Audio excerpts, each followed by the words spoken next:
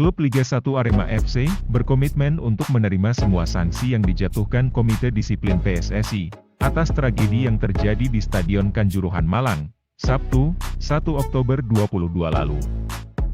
Organisasi Disiplin Sepak Bola Indonesia, menetapkan keputusan sangat berat kepada klub Arema FC, perihal terjadinya tragedi Kanjuruhan usai laga derby Jatim, Liga 1 menjamu Persebaya Surabaya.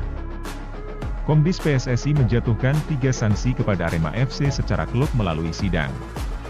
Pengumuman itu mereka lakukan di Malang, Selasa, 4 Oktober 2022.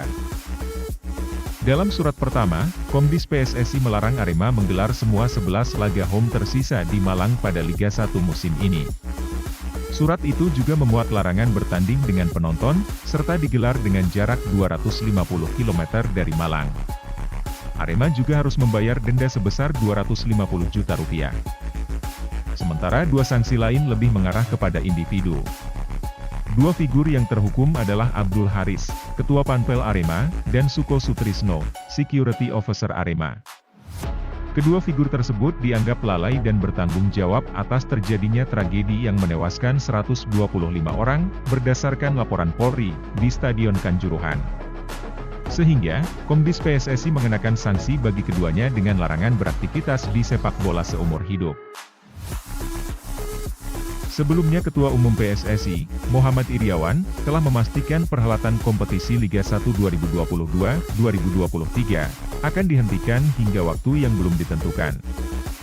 Untuk sementara kompetisi Liga 1 2022-2023, kami hentikan hingga waktu yang tidak ditentukan, ucap Ketua Umum PSSI, Muhammad Iryawan. Untuk menindaklanjuti peristiwa kelam di Stadion Kanjuruhan, tim investigasi mulai bergerak. Tentu menjadi evaluasi PSSI agar kejadian seperti ini tidak terulang lagi. Kami juga langsung membentuk tim investigasi untuk insiden ini. Tim sudah bekerja mulai hari ini, ujar Ketum PSSI, Muhammad Iryawan, dalam menanggapi tragedi Kanjuruhan di laga Arema FC versus Persebaya. Seturut hal itu, Arema kembali menguatkan komitmen untuk menerima dan menjalankan semua sanksi yang diterima dari Komdis PSSI. Pihak klub juga tidak akan melakukan upaya banding, kendati opsi itu masih terbuka dalam meringankan sanksi.